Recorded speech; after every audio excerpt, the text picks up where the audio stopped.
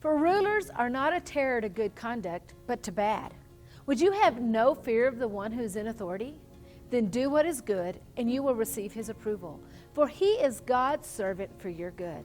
But if you do wrong, be afraid, for he does not bear the sword in vain. For he is the servant of God, an avenger who carries out God's wrath on the wrongdoer. Romans 13, 3-4.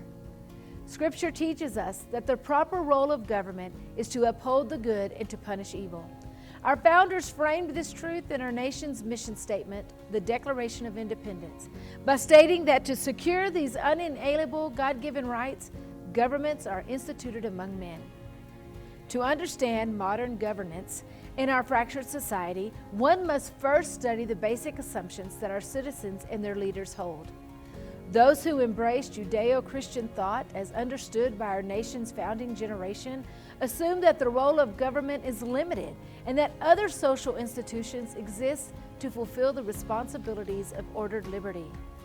Those who champion philosophies distinct from Scripture often view government as the ultimate authority with unlimited power and with the responsibility to solve every societal problem. With this context in mind, one can better interpret the annual State of the State address given by Governor Polis to a joint session of the General Assembly on January 9th. Over the last 6 years, Colorado's governor has pledged his allegiance to philosophies contrary to Scripture.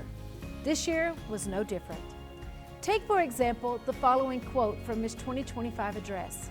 In the free state of Colorado, we understand what government is and isn't here to do. Government is not here to dictate who we love, who we marry, or if and when we choose to start a family. In these few sentences, Governor Polis is advocating for an unbiblical definition of marriage and family, as well as for abortion. He is demonstrating he does not embrace the jurisdictional boundaries placed upon government by our Creator God, for it is God and God alone who has the authority to define marriage, family, and life.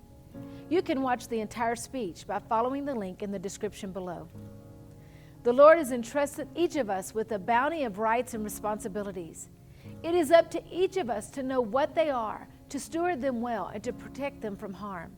As a part of that process, we must understand the proper role of government and hold it to account.